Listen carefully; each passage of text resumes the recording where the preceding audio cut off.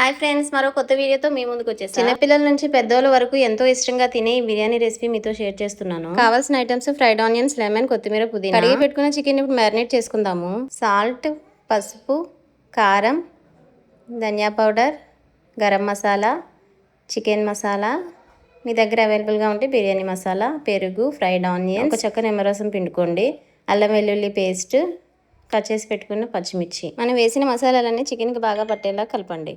ఇప్పుడైతే మీ క్వాంటిటీకి తగ్గ రైస్ని తీసుకోండి. అందులో సాల్ట్, అల్లం వెల్లుల్లి పేస్ట్, లవంగాలు, మిరియాలు, చెక్క, యాలుకలు, బిర్యానీ ఆకు, పచ్చిమిర్చి చీలికలు, కొత్తిమీర, ఇందాక పిండి పెట్టుకున్న నిమ్మ చెక్క. ఇప్పుడైతే రైస్ని ఉడికించడానికి పెట్టండి. అలాగే ప్యారలల్గా చికెన్ కూడా ఉడికించండి. చికెన్కి మూత పెట్టి సిమ్లో ఉడికించండి. ఈ ఎండాకాలంలో వంట రూమ్లో ఉండి వంట చేయాలంటే చాలా కష్టం. ఒకవైపు రైస్ ఉడుకుతుంది, ఇంకొక పక్క చికెన్ కూడా. ఇప్పుడైతే స్టవ్ పై పాన్ పెట్టి చికెన్ ఉన్న పాట్ని దానిపై పెట్టండి. పలుకుపై ఉడికించిన రైస్ని కూడా వేయండి. చివరిగా రైస్ మీద ఫ్రైడ్ ఆనియన్స్, కొత్తిమీర, పుదీనా, ఇందాక వాచి పెట్టుకున్న గంజి, నెయ్యి కొంచెం వేయండి. బిర్యానీ పాట్ పై బరువును పెట్టి సిమ్లో పెట్టి 15 మినిట్స్ దమ్ చేయండి. ఇప్పుడైతే బిర్యానీ రెడీ అయిపోయింది. మా పిల్లలకి పెడుతున్నాను చూడండి. మా పిల్లలు సూపర్ ఉందని చెప్తున్నారు. మా పిల్లలు బిర్యానీ చాలా ఇష్టంగా తింటారు. ఇప్పుడైతే మా వారు తింటున్నారు. ఫేస్ లో నవ్వు చూస్తేనే తెలుస్తుంది కదా, చాలా బాగుంది, అమేజింగ్ టేస్ట్ అని చెప్పారు.